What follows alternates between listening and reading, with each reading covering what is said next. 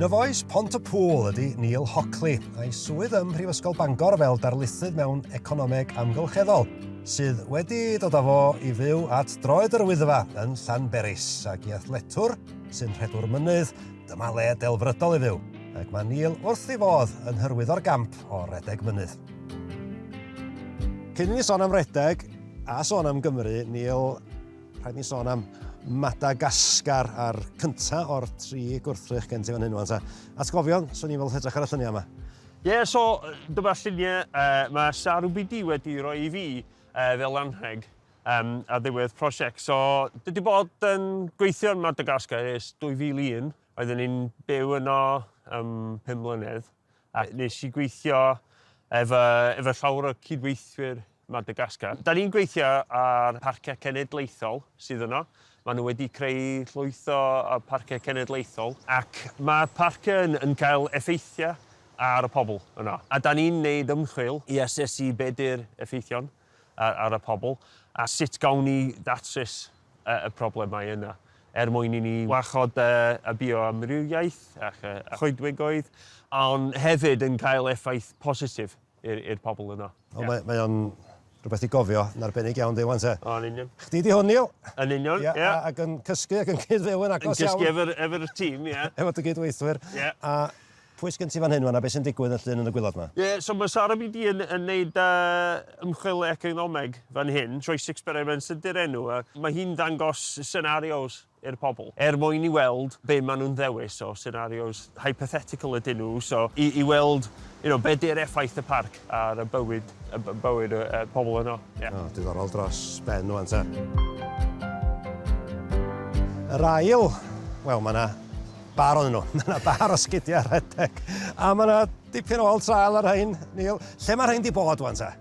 Wel, mae rhain yn eitha newydd, dweud y gwir, ond dwi wedi gwneud rhai rasio yn nhw, fel ras yr aran, ras Llantysilio, ac dwi wrth fy modd rasio mynydd. Ar Wyddfa, gobeithio? Ras yr Wyddfa hefyd.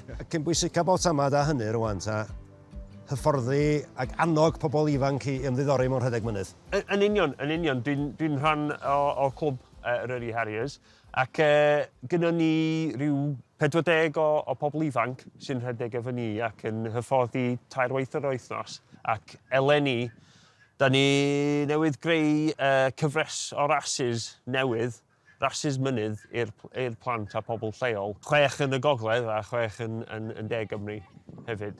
Rasis mynydd go iawn i'r plant a pobl ifanc. Mae'n gwneud rasis seth iawn, efo carreg, eithin, a popeth, dim tarmac. Ac mae'n cyfle da iddyn nhw. Just dysgu sgiliau rasio yn y mynyddoedd. Dyna'r 2 wrthrych cynta, Neal, mae gofyn i ni wan mynd i'r tŷ i weld y 3ydd gwrthrych. Gei di fi'n gynta, gan mae dy dŷ di ydi o, ar dol di.